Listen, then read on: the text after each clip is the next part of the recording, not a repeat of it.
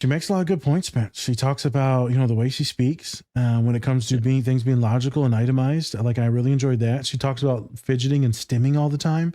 Now she stims and rocks when she gets overwhelmed. And when she said specifically when she was younger, she didn't say now, but I assume now. She said she likes to doodle and draw all the time.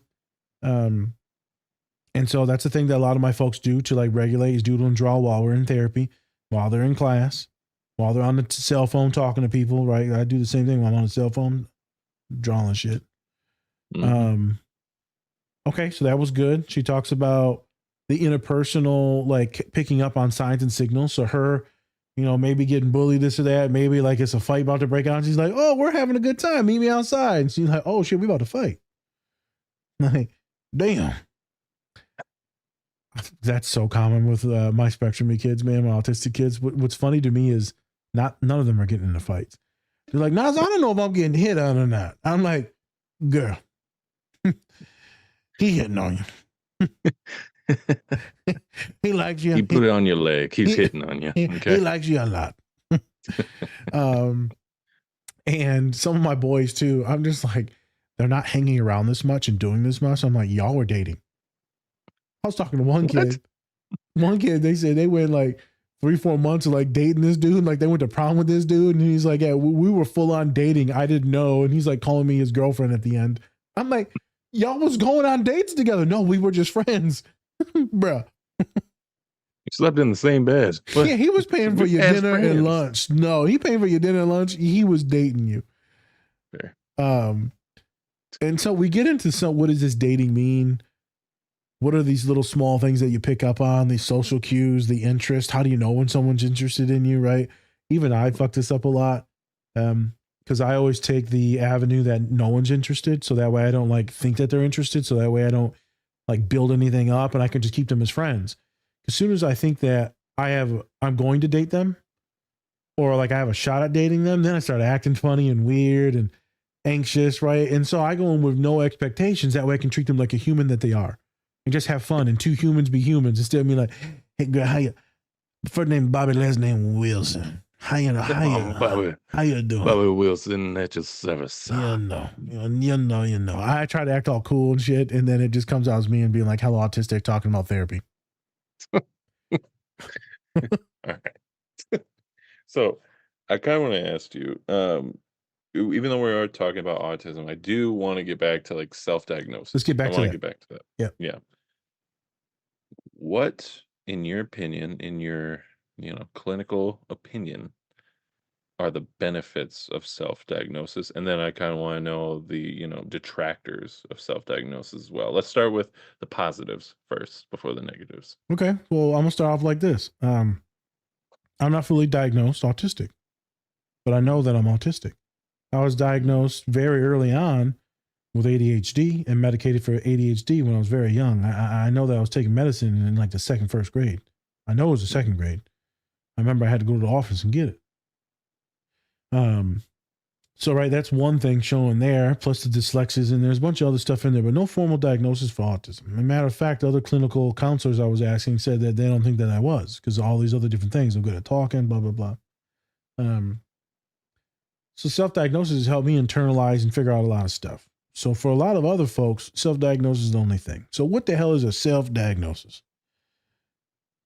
Formal clinical diagnosis is an assessment with a bunch of computerized stuff that's going to test for learning disabilities, ADHD, anxiety, personality disorders. It's going to run you through this whole gamut of things. And then in a subsection, though, you're going to pay extra money for this autism assessment. And there's going to be a bunch of like questionnaires that's done, but it's also going to be a one-on-one talk therapy type of thing.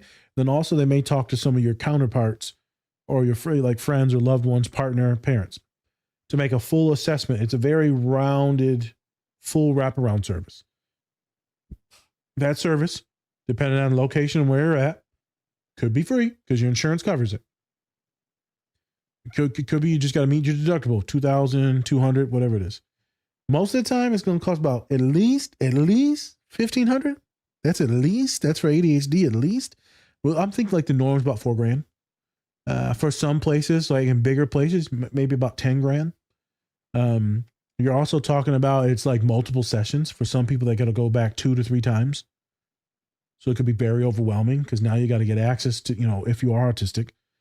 Well, that's a lot to do. We just did a whole podcast on PDA that's going to release the week before this. So this will release the 8th. And the podcast that released on May 1st, May 2nd up will be about PDA. So it's a lot of things to get in. You got to get ready. You got to get dressed. You got to prepare for this interview. You got to, get a ride because we know a lot of folks on the spectrum don't drive. So now you got to get a ride, go maybe take a bus. Maybe it's hours away. A lot of things that get in the way of getting a full assessment, Spencer. It's not just the money. It's the steps to get there to the fucking thing. Right. Because we know a lot of folks don't drive. We know a lot of folks are super anxious. A lot of folks are underinsured. Those are some of the biggest things. And it could take multiple sessions. So let's say even if you have insurance and all that, well, now can you take off work?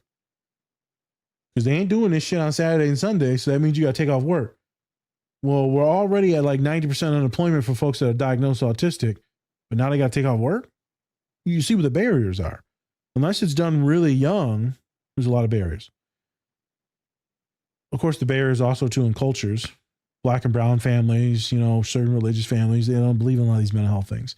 So that the formal assessment, intense, in-depth and intense, is magnificent. We also know that it doesn't always pick up autism. It'll say like borderline, but not borderline personality. So it'll say like borderline, like, we can't tell. It'll be inconclusive. I advise folks that are doing that to do what my clients do, which are lucky as shit because they're getting free therapy with me, is I'll sign a release form so I can talk to their testing and evaluation person, their psychologist, and be like, look, here's all these different things that my person probably can't articulate and how they act with others, without others, their affect, a bunch of different moods and emotions. I just recently did that. And they were like, cool, this gives me a lot more information. It definitely sounds like it's autism and not just social anxiety. It's like, yeah, I 100% believe it's autism. I know it's autism. She's like, thank you. It was only like a 15-minute consultation, which now got the kid diagnosed with all the other formal assessments, Spencer. Right. Self-diagnosis. So this is what everyone likes to talk about. This is what everyone likes to shit on that isn't autistic or ADHD. Self-diagnosis is not this new age shit where you go on TikTok and you see a couple videos and you're like, that's me. There's not, autistic folks are like, that's me. Yeah, why they sound like that? Yeah, because I'm making fun of TikTok watchers. Oh, okay. Yeah, because I think they're all idiots. Even though people are watching us on TikTok. So shout out to TikTok. Hey. Go follow us. Probably won't be here in like 8 months. It's fine. Yeah. But there's a lot of folks that are like identifying with things that they're seeing on the internet. But let's backtrack it. Folks on the spectrum always know that there's something different. She talks about it. Something's always been a little off, a little alien. Something's off.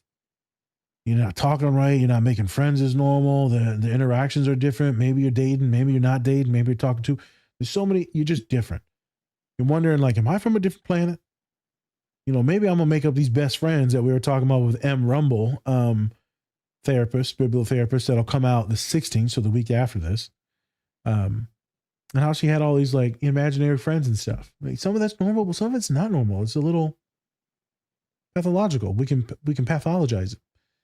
So the self-diagnosis is for a lot of folks that can't afford it and that already know something's different. So then they start doing these self-assessments.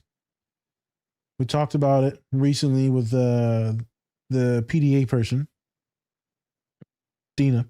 She did the one called the RADS. It's free. It's on a couple different websites. I like to give out the autism quotient, which is really quick, 50 questions. There's also the Ask Me quiz, about 250 questions. There is the Alexithymia quiz to figure out where you are when emotional identification. Really good.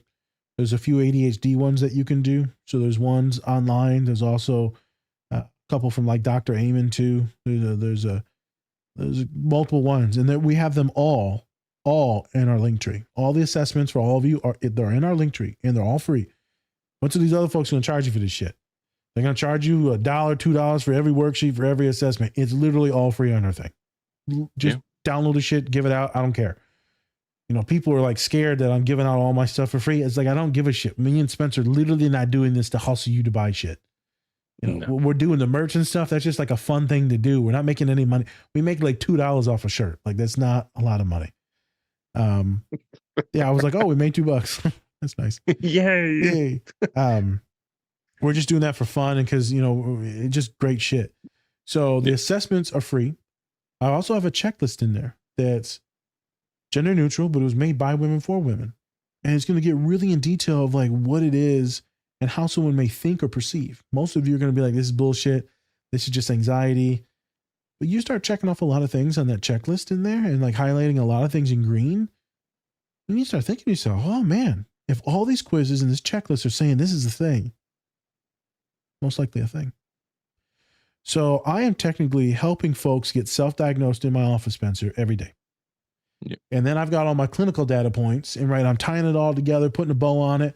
But then I ask about their parents and their family members, right? I'm doing this family tree. I'm like, oh, there's a lot of stuff here. Aunts, uncles, addiction issues, schizophrenia, bipolar, autism. It's all here. Hyperfocuses, specificities, hobbies, intelligence, learning disabilities, handwriting. I'm looking at it all. Folks that do self-diagnostics, Spencer, are not doing it to hurt anyone. They're doing it to understand themselves. They're like, holy shit, something's wrong. I don't know what it is. I just sent you a reel of this black dude. And he's like, for 20 years, I tried to get an assessment. They said it was bipolar. Spencer, every single fucking person that's black, that's autistic, they literally label them as bipolar every time. You got bipolar. I'm like, they're autistic as shit. And a lot of them are actors and actresses.